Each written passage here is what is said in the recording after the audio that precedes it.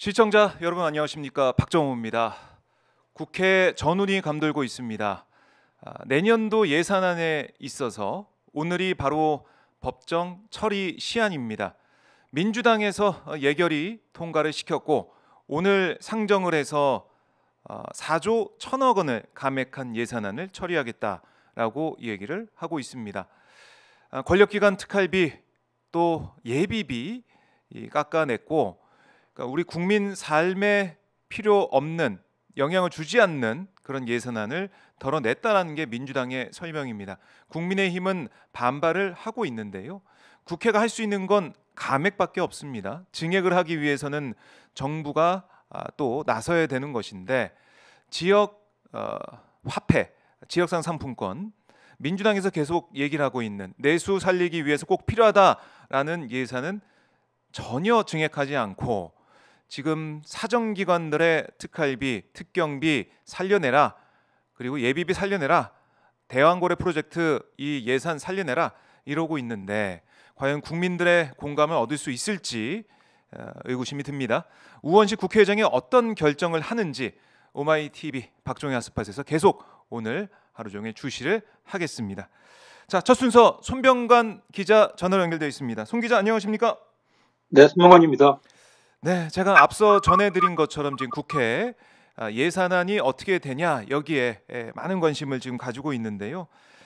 감액 예산안 이게 사상 초유에 있는 지금 감액 예산 만약에 통과가 된다면 예결위 통과도 그렇고 본회의에 상정돼서 통과가 된다면 사상 초유의 일이 되겠네요. 예, 그렇습니다. 그동안에는 야당이 그동안 다수를 차지한 적이 많지 않았었고, 네, 야당이 했더라도 대부분 다 의석수를 무기로 해가지고 또 자신들의 요구사항이랑 정부의 안을 좀 맞바꾸는 어떤 협상이 이루어지고 그랬었거든요. 네, 이번에는 제가 감액 안들 내 사유문이라고 보니까 네, 기관들에 대해서 좀 특활비 같은 걸 쳐내야겠다는 의지는 굉장히 강해 보여요. 빵원을 처리했다는 건 굉장히 상징적이거든요. 네, 그런 게 보니까 이제 검찰, 대통령실, 감사원, 경찰 이렇게 권력기관들을 겨냥을 했는데 보면은 이제 굉장히 좀 오래 걸릴 것 같습니다. 오래 걸릴 것 같다.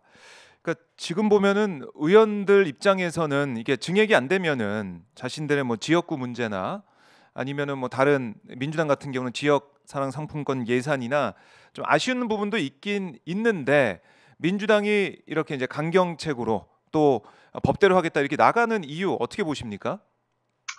의원들이 각자의 그런 것들이 다 있고 항상 되면 그런 거 가지고 좀 물밑에서 여러 가지 얘기들이 나오고 그랬었는데 네.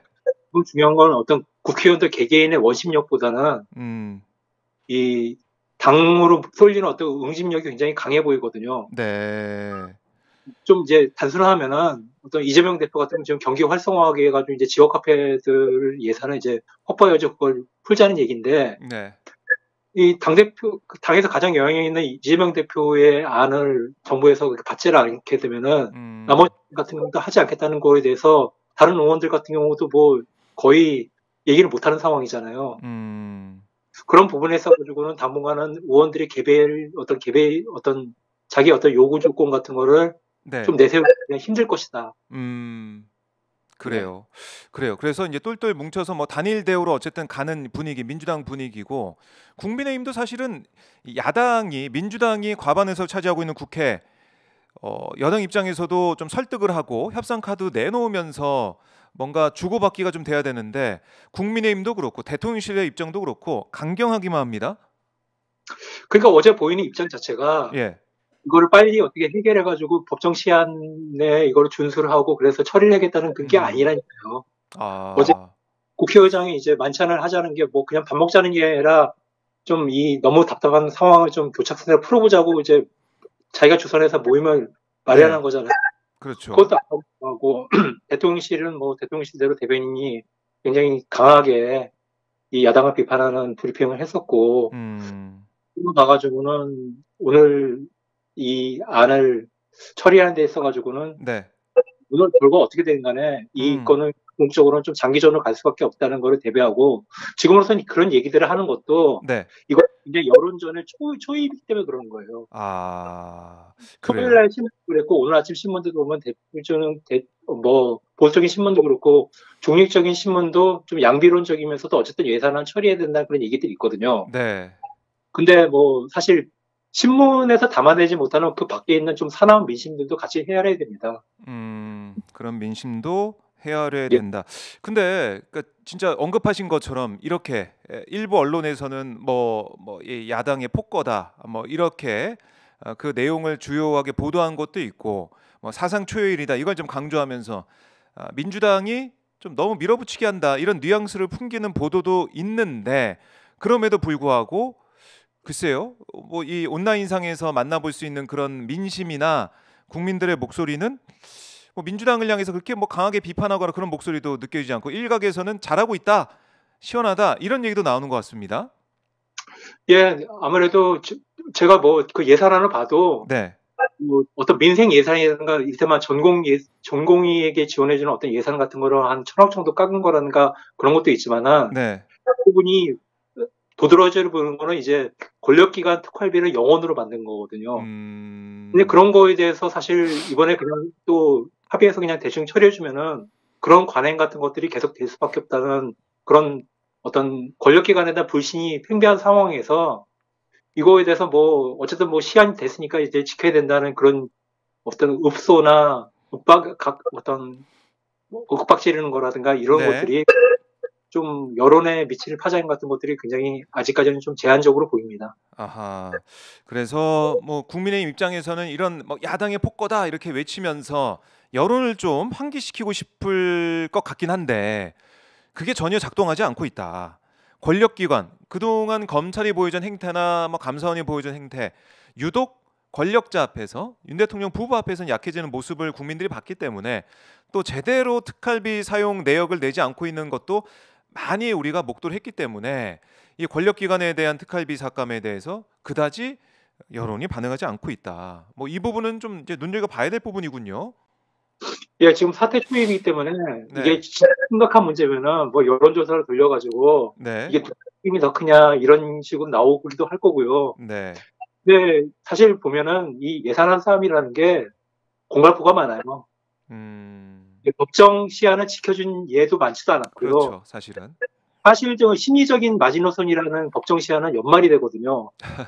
근데 예. 연말 지나서 거의 직전에서 통과된 적도 많았었고, 네.